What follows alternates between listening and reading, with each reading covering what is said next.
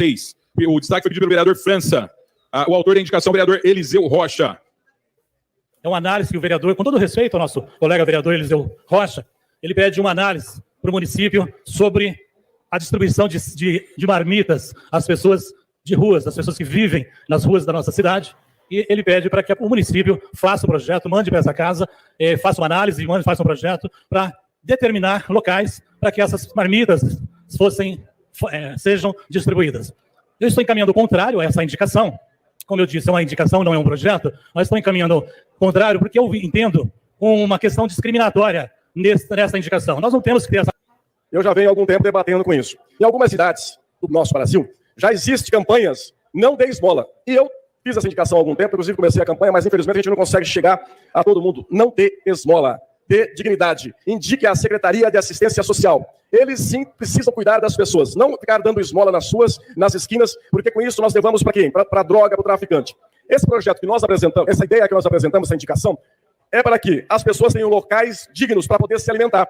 Se a vigilância sanitária, se o Ministério do Trabalho fiscaliza os barracões das obras, que tem que ser higienizado, tem que ter cozinha própria, tem que ter banheiros próprios, tem que ser tudo limpo e organizado. Por que que o morador de rua tem que ficar comendo, sentado numa sarjeta, sentado na rua, com a marmita na mão, para depois jogar a marmita dentro do bueiro? Por que não que nós não possamos ter um galpão solidário? Quero aqui parabenizar o vereador Eliseu Rocha pela indicação. Esse tema é um tema que muito me é caro.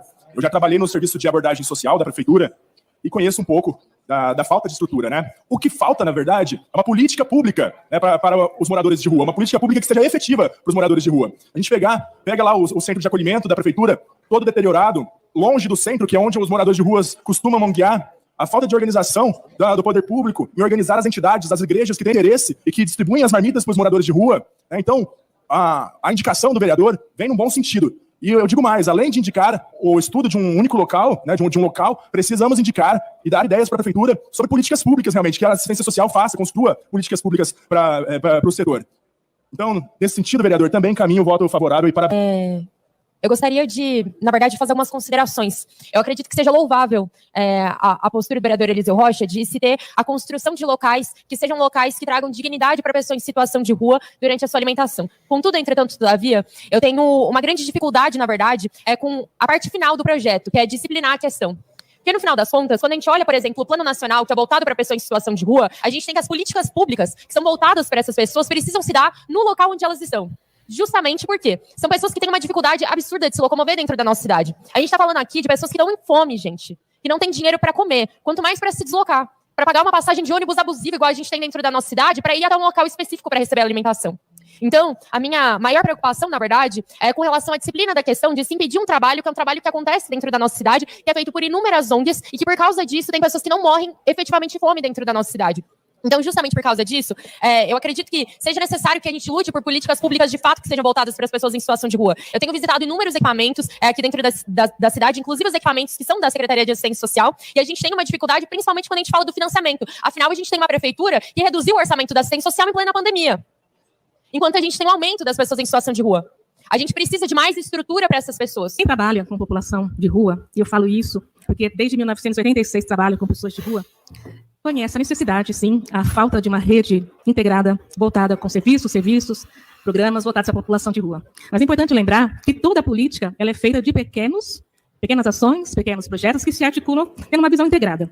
E nós precisamos, sim, de tratar a questão da solidariedade do nosso povo, do acolhimento do povo ribeirão-pretano, com mais integralidade. O que nós percebemos, sim, tivemos uma audiência pública presidida pelo presidente Maraca. Nós temos grandes problemas, como, por exemplo, o roubo de fios e o transtorno que isso causa na cidade, às vezes um morador de rua que fez ali um pequeno furto para poder comprar sua pedra de crack, e o transtorno, o semáforo parado, uma escola que fica sem iluminação, as aulas são suspensas, um poço do DAEP, que também tem o fornecimento de água interrompido. Então são pequenas ações que se somam a uma assistência, a uma atenção à população de rua. Nós vivemos, sim, muitos problemas, essa falta de articulação. Tenho acompanhado a política municipal, né, de assistência, né, o acompanhamento das pessoas em situação de rua. Esse termo morador de rua, acho que para começar ele está equivocado, né? Existe um movimento nacional, existe toda uma articulação dentro da administração pública, não existe. Então, para começar por aí. Em segundo, né, a gente precisa construir essa política. Eu acredito que ela realmente é integrada. A gente precisa pensar em saúde, a gente precisa pensar nos abrigos, né? Nós temos uma situação muito precária no CETREM. nosso mandato, fez uma série de visitas de acompanhamento e viu a estrutura do abrigo, o Centro Pop, uma rede que hoje não funciona. No final da pandemia, em meio à pandemia, a gente fechou uma das alas de atendimento no centro. Como já foi trazido aqui, a gente tem uma redução na política de assistência. Como é que a gente diminui a proteção social, diminui o orçamento, se a gente tem impactos econômicos, sociais, aumentou a vulnerabilidade social em Ribeirão Preto. Isso é, inclusive, nós já tivemos um problema na casa com uma indicação ou requerimentos que dão a entender ou que trazem a ideia da criminalização da pessoa em situação de rua. Olha, eu preciso retirar as pessoas de determinada praça. Por quê? Por que esse incômodo? Essa indicação também flerta com essa ideia da criminalização. Olha, as pessoas estão sujando a praça, porque elas estão comendo e deixando a marmita suja, a marmita solta ali. Então, a gente vai culpabilizar e criminalizar a pessoa em situação de rua? Não. O Estado é responsável pela política pública, pela ausência ou pela presença de políticas para essas pessoas. E Ribeirão vai muito mal nesse campo. Então, eu discordo de qualquer criminalização às pessoas em situação de rua. Nem começou a botar a pauta ainda. Aprovada a indicação. Bom, Ricardo, temos aí a questão da indicação feita pelo Eliseu Rocha, que ele indica ao prefeito que seja construído um espaço para que os moradores de rua, as pessoas em situação de rua, pudessem se alimentar obrigatoriamente naquele espaço e que as ONGs só pudessem dar os alimentos no espaço determinado para que não se sujassem as praças da cidade. E aí, Ricardo, o que você me diz sobre isso? Ô, João, eu acho que foi em 2018 ou 2019. Eu acho que foi 2019. A Prefeitura de Ribeirão instalou uma base da Guarda Municipal, um ônibus da Guarda Municipal, na Praça Francisco Schmidt, que fica ali ao lado do Posto de Saúde Central. E estava, na verdade, tentando expulsar as pessoas em situação de rua daquela praça.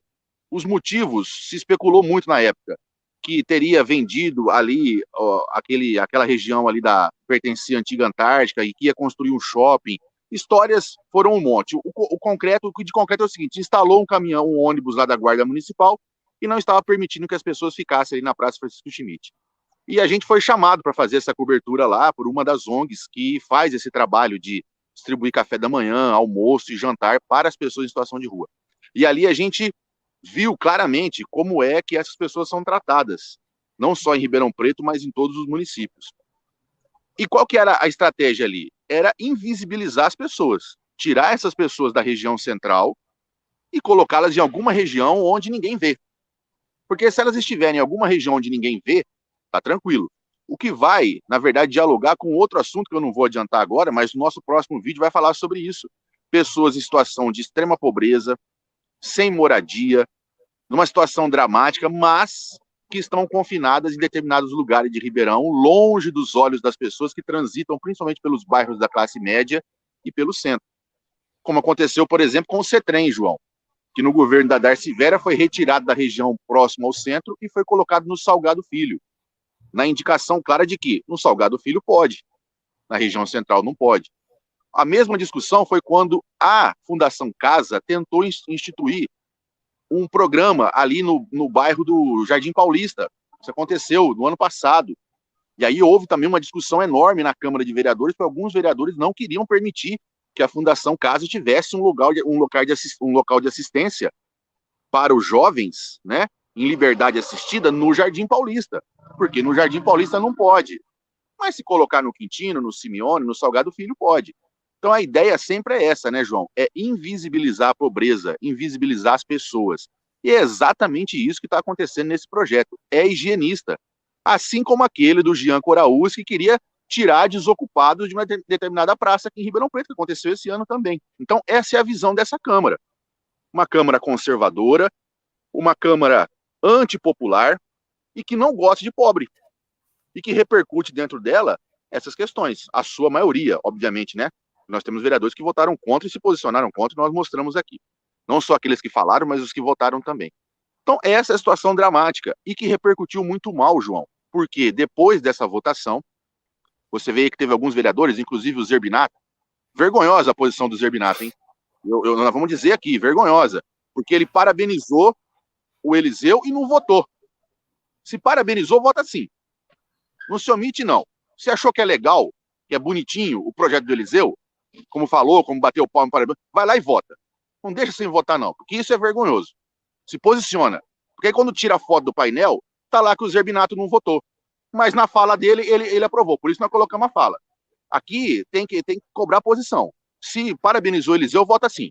Não deixa de votar, não, porque é para aparecer na foto do painel. No dia seguinte, João, uma das maiores figuras do Brasil que luta em defesa das pessoas em situação de rua, que é o padre Júlio Lancelotti, faz um trabalho extraordinário em São Paulo, mesmo com toda a violência e perseguição que ele sofre dentro da igreja e fora da igreja, o Júlio Lancelotti reagiu. Sabedor dessa aprovação, ele repercutiu nas suas redes sociais, solicitando e fazendo um apelo ao prefeito Nogueira, porque o que o Eliseu fez foi uma indicação à prefeitura para que a prefeitura faça uma regulamentação para burocratizar a entrega de marmitas para essas pessoas. Então o padre Júlio falou assim, Nogueira, não faça isso. Fez um apelo ao prefeito de Ribeirão Preto. O blog O Calçadão repercutiu, entramos em contato com o padre Júlio repercutiu o nosso card e o Brasil inteiro ficou sabendo dessa questão. Mais uma vez, a cidade de Ribeirão Preto exposta à vergonha nacional por conta de um projeto higienista antipopular da Câmara Municipal de Ribeirão Preto, aprovado pela sua maioria. E nós temos lá, maioria conservadora / bolsonarista, que tem tudo isso lá dentro, João. É isso mesmo, Ricardo. A gente tem, de novo, né, a Câmara passando por mais uma situação dessa de um projeto higienista e que, assim, ter um local para que as pessoas tenham dignidade, que possam comer, que possam tomar um banho, que possa ter sua dignidade garantida, é ótimo, é bom, é o que precisa mesmo. Mas agora, fazer isso obrigando as pessoas a só fazer isso naquele espaço, obrigando as ONGs a só fornecer serviços e alimento para as pessoas naquele espaço, isso é absurdo. E aí eles misturam as coisas de um jeito que parece que, tipo, é só o espaço, não tem... Mas por que então coloca a questão da sujeira nas praças? Porque, assim, sujeira nas praças, sinceramente, é um problema que não se resolve fazendo isso que ele falou. O que resolve sujeira na praça é ter lixeira bem sinalizada, é ter uma equipe de limpeza que faz a zeladoria das praças públicas, é tudo isso, é ter um negócio de educação para as pessoas, tipo um projeto de educação para as pessoas, tipo, não jogue lixo, separe o lixo, é importante reciclar e tudo mais, é isso. E não fazer esse absurdo de falar, não, agora pegar todos os moradores de rua, botar num galpão, que ali eles podem sujar à vontade. Não é isso, gente. Isso é absurdo, isso é revoltante mesmo. E, tipo, o Lancelotti até fez a fala, ele fez inclusive uma entrevista ontem de manhã na Tati Repórter também, que falou sobre essa questão, porque a gente tem, que é uma situação revoltante, e a Câmara, ela chancela essas coisas. E uma das coisas que me deixou também preocupado nessa história toda, Gimenez, é que vereadores que trabalharam ou que trabalham com pessoas em situação de rua aprovaram essa indicação. Então, tipo, são pessoas que têm o contato direto com essas pessoas e acham ok fazer um negócio desse, acham que criminalizam, como o Ramon falou, as pessoas em situação de rua. Meu, essas pessoas são vítimas do negócio, mais do que qualquer coisa. Elas estão sendo proibidas de ter o direito a ter uma moradia digna, a ter comida, a ter saúde, dignidade em todos os sentidos. Então, elas estão em uma situação de vulnerabilidade que o Estado está sendo, na verdade, omisso com relação a isso, né? Quem teria que ser criminalizado por essa situação é o Estado. Essa é a real, né? Exatamente. E duas perguntas, né? Importantes. Onde seria esse galpão? Pela experiência que nós temos, que inclusive aconteceu com o CETREM, imaginamos que esse galpão, onde as pessoas obrigatoriamente poderiam se alimentar, seria alguma região bem distante, né? Talvez para lá da Anhanguera, né? Porque essas pessoas acham que os bairros da periferia que tem que ter isso, né? Para levar as pessoas para bem longe do centro. A questão é a seguinte, João. Por que essa questão, né? O próprio Eliseu citou ali na fala dele a questão do não dê esmolas, né? Naquelas campanhas que têm acontecido nas cidades. Algumas cidades fazem isso de forma oficialmente. Ribeirão tem uma pontuação aqui, outra ali. O Eliseu falou que tentou fazer isso, inclusive na cidade e tal. Por que tá surgindo isso, João? Por que tá surgindo? Não dê esmolas, vamos tirar as pessoas em situação de rua de uma praça, vamos tentar disciplinar aqui a entrega de alimentos. Por que essas pessoas estão aparecendo? E por que essas pessoas estão aparecendo? Porque nós estamos sofrendo uma das piores crises que já sofremos nesse país. A fome tem se alastrado, são 33 milhões de pessoas passando fome. E essas pessoas já não conseguem mais ficar escondidas, como alguns adorariam que elas ficassem. Elas estão aparecendo à nossa frente porque elas estão sofrendo. E aí a gente precisa resolver isso não escondendo as pessoas, mas resolvendo o problema. E outra coisa, né? A Câmara não, a maioria, né? Sempre com essa questão de tentar aparecer por determinada lei, que não vai dar em nada, indicação, requerimento, ou uma lei que vai ser vetada pelo prefeito, mas para tentar aparecer.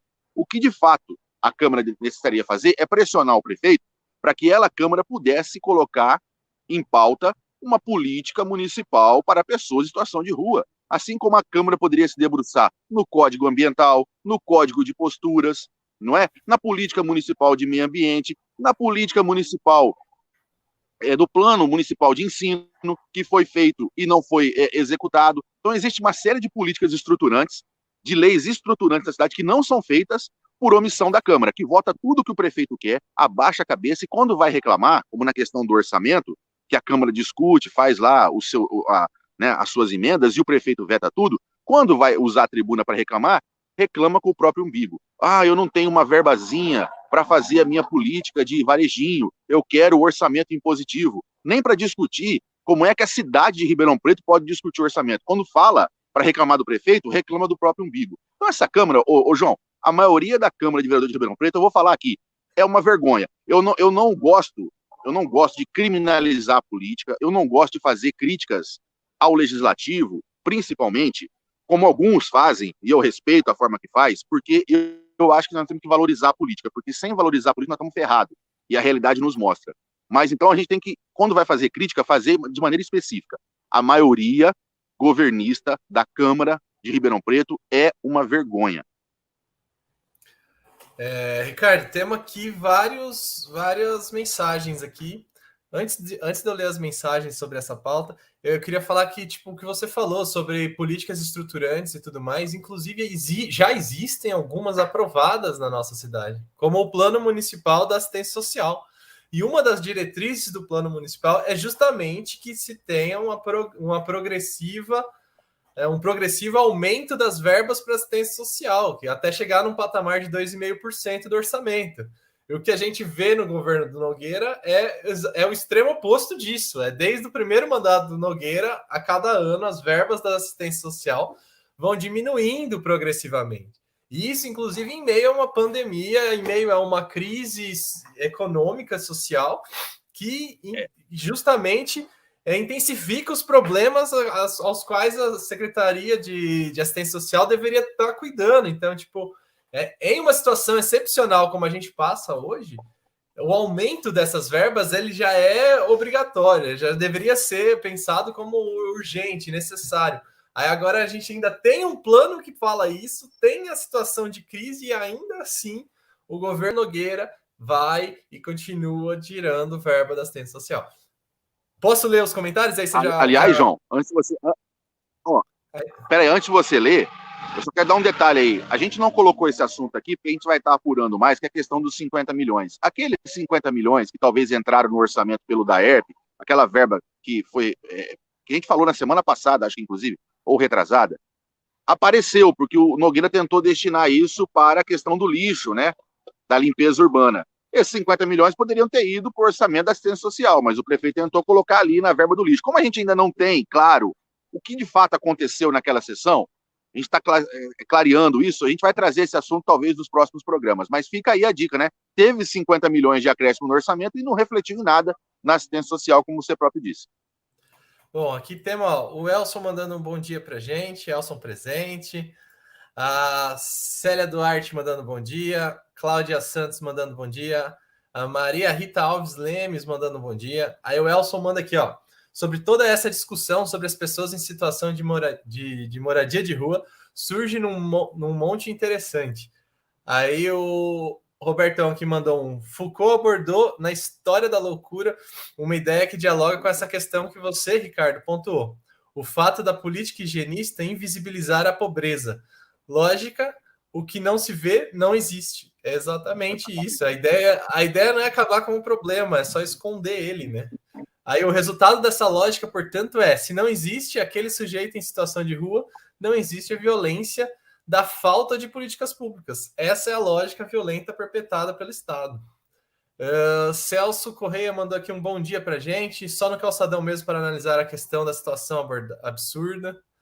A Maria Helena Santiago mandou aqui, ó. As praças aqui da Vila Virgínia estão com tanto lixo acumulado, principalmente a praça que leva o nome do pai do prefeito, porque não tem nenhuma lixeira, nem ninguém para cuidar dessas praças, que é exatamente aquilo que eu falei, Ricardo. Tirar as pessoas não resolve o problema da sujeira na praça. O problema da sujeira na praça resolve com lixeira, com gente cuidando da praça. Aqui, ó, Robertão continuou, ó. Foucault dizia que se esconde aquilo que evidencia as contradições construídas pelas instituições em si. Não se combate quem produz a miséria, mas quem vive nessa situação. Exatamente. A Maria continua aqui, ó. E aqui não tem ninguém dando marmita pro problema. É isso. As praças, elas estão mal cuidadas, elas estão com sujeira, justamente não tem a ver com as pessoas em situação de rua, tem a ver com a falta de zeladoria urbana da prefeitura. Robertão continua. Ô, João, e outra coisa... Né? Pode falar. Pode ler. Não, eu ia só discutir, assim, uma outra coisa. Nós estamos com delay aqui, eu vou falar então para não parar. É o seguinte, uma outra coisa que fica, assim, evidente, né, é sempre a tentativa de ligação de pessoas na pobreza, em situação de rua, com narcotráfico, roubo de cobre, criminalidade. É absurdo isso, né? É absurdo. Ou seja, se está tendo furto de fios, de fiação, se está tendo aumento do tráfico de drogas na cidade, isso não é culpa da pessoa que está em situação de rua pedindo comida para sobreviver. Isso é culpa da destruição e do descalabro que está a polícia investigativa no estado de São Paulo. Então tem que responsabilizar o governo do estado. Se quer combater o tráfico de drogas, melhora a inteligência da polícia, vai valorizar a polícia civil que está destruída nos governos do estado de São Paulo, entendeu? Que vai, inclusive, ajudar na questão do roubo de fiação. Não é culpa das pessoas. E aí, sempre que se fala de pessoas em situação de rua pedindo dinheiro ou comida no semáforo, sempre a relação que se faz desse pessoal conservador e bolsonarista é tentar ligar a pobreza à criminalidade. É 100%. E apareceu nas duas falas. Tanto na fala do Eliseu, quanto na fala da Gláucia Berenice. Sempre ela, Gláucia Berenice. É isso, Ricardo. A gente tem... o que o Robertão falou. Não se trata os problemas, né? Se trata a reflexo visual deles, assim. Então, tipo, se tem roubo de cobre, então tem que ir onde... Porque, assim, as pessoas roubam cobre não para levar para casa e ficar com o cobre. Ninguém faz isso, né? As pessoas roubam cobre para vender o cobre e pegar dinheiro. Então tem gente que compra o cobre. E a polícia tem que investigar quem compra o cobre, porque se ninguém comprar o cobre legal, não tem roubo de cobre, porque as pessoas vão roubar e vai fazer o quê? É a mesma coisa com a droga. Vai combater o usuário da droga? Ué, se o negócio é ilícito, alguém produz, alguém transporta e alguém vende. Essa é a real da coisa. E a maior parte das drogas... Só deixa eu terminar rapidinho. A maior parte das drogas, inclusive, elas não são nem produzidas aqui no Brasil. Elas vêm de fora, passam pela fronteira. Quem é responsável pela fronteira, inclusive, é o Exército Brasileiro. Então, tem toda essa situação que deveria ser combatida antes de combater... Antes não, deveria ser combatida em vez de combater o usuário, em vez de combater a pessoa que está em situação de completa indignidade. Essa é a real. Fala aí, Ricardo. Eu vou, como eu critiquei, eu vou elogiar. Teve uma audiência pública na Câmara discutindo exatamente essa questão da fiação, né? Do roubo de fiação, e uma das propostas é exatamente essa: é regulamentar os pontos de compra. Que aí você vai, de verdade, coibir quem está comprando. E aí você coíbe o comércio, você melhora a questão dos furtos. Então, eu elogio aí, elogiando o presidente Maraca, Alessandro Maraca, inclusive presidiu essa audiência pública. Eu vou inclusive, fazer um artigo sobre ela na segunda-feira, tradicionalmente. tem artigos sobre o trabalho da Câmara que não seja a sessão ordinária, e a gente vai repercutir isso também. É isso. Aqui, ó, deixa eu continuar lendo que tem muitos comentários aqui, ó. O Elson mandou um do Saerp e dos semáforos da Transerp. Não fosse isso, essas pessoas continuariam